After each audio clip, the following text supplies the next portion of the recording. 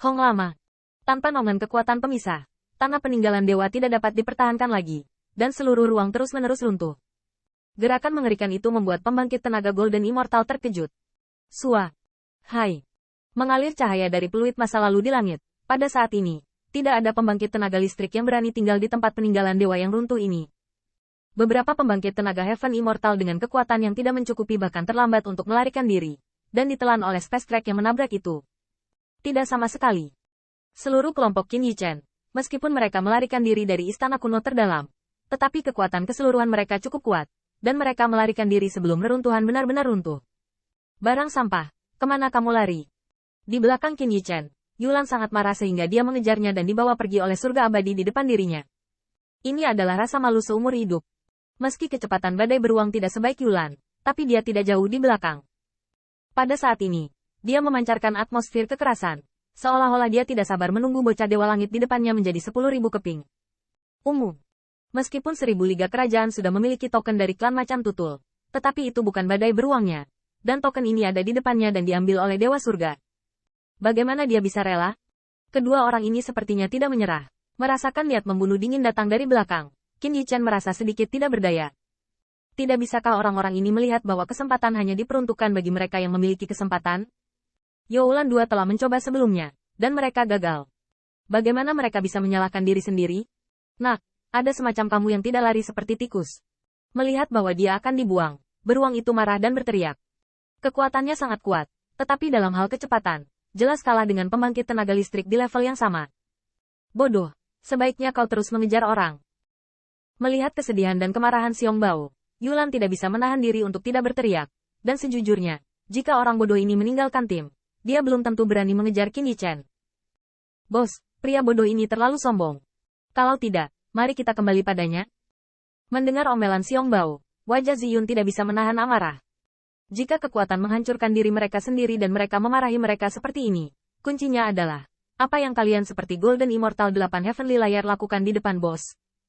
Aku bertanya-tanya apakah pembangkit tenaga seperti tebing kering, yang lebih kuat darimu, semuanya mati di tangan bos. Berlari. Benar, mengapa saya harus lari? Saat mendengar kata-kata Ziyun, Qin Yichen, yang tidak melihat ke belakang di depannya, juga sedikit terkejut. Setelah berbisik, tubuhnya tiba-tiba berhenti dan berhenti. Melihat Qin Yichen benar-benar berhenti, Yulan sedikit terpana, melihat badai beruang yang berjuang untuk mengejar ketinggalan, dan matanya bersinar dengan cahaya yang berbeda. Apakah ini istimewa? Menurutnya, Qin Yichen bukanlah orang bodoh. Bagaimana pendekatan radikal yang begitu sederhana bisa berhasil? Nak, jangan buru-buru menyerahkan harta karun itu.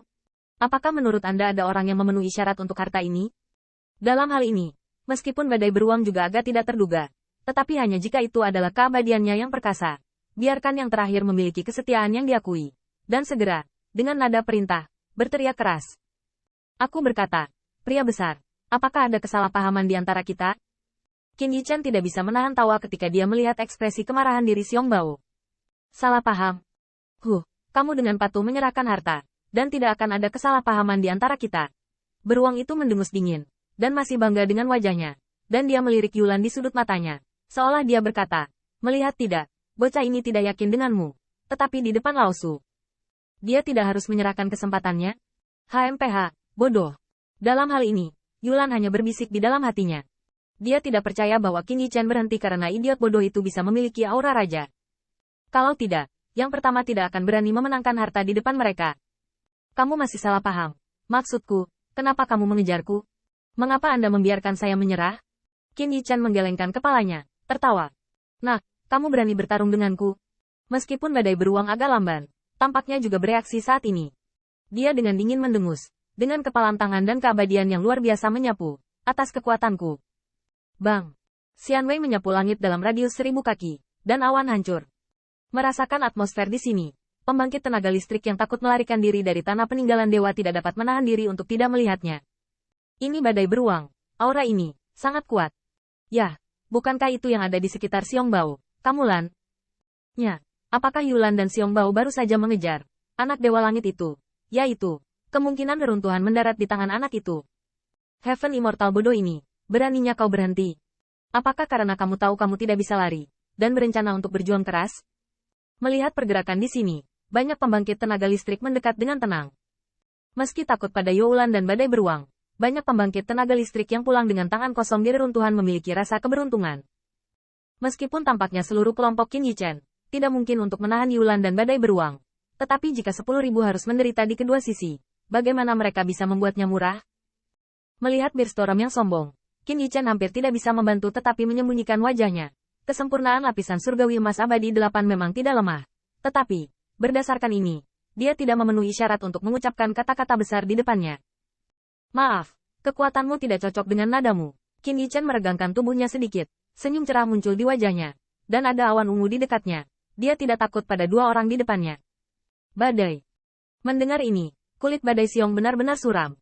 Dengan minum amarah, sosoknya berubah menjadi tubuh cakar beruang besar, dengan angin yang menakutkan, meledak dengan keras ke Qin Yichen. Namun, menghadapi serangan yang begitu kejam, Qin Yichen sama sekali tidak bergerak. Sua. Meskipun kecepatan badai beruang tidak sebaik Yulan, wabah jarak pendek ini juga sangat cepat. Dalam sekejap, bayangan beruang muncul di atas Qin Yichen. Meski jaraknya jauh, pembangkit tenaga listrik yang menonton juga bisa merasakan betapa menakutkannya energi di telapak tangan ini. Anak ini terlalu besar. Ya, meskipun kamu bisa tahu dari nada bicara Yulan bahwa dia sangat takut pada anak ini, tapi dia hanya surga abadi. Lagi pula, dia berani begitu marah saat menghadapi badai beruang. Itu adalah kematian pacaran. Aku tidak tahu apakah dia bisa selamat dari hantaman badai beruang. Di kejauhan, jalur argumen terdengar pelan. Menurut pendapat mereka, bahkan jika Youlan harus menjauh dari ujung tajam pecahnya badai beruang, bagaimana surga abadi bisa menghentikannya?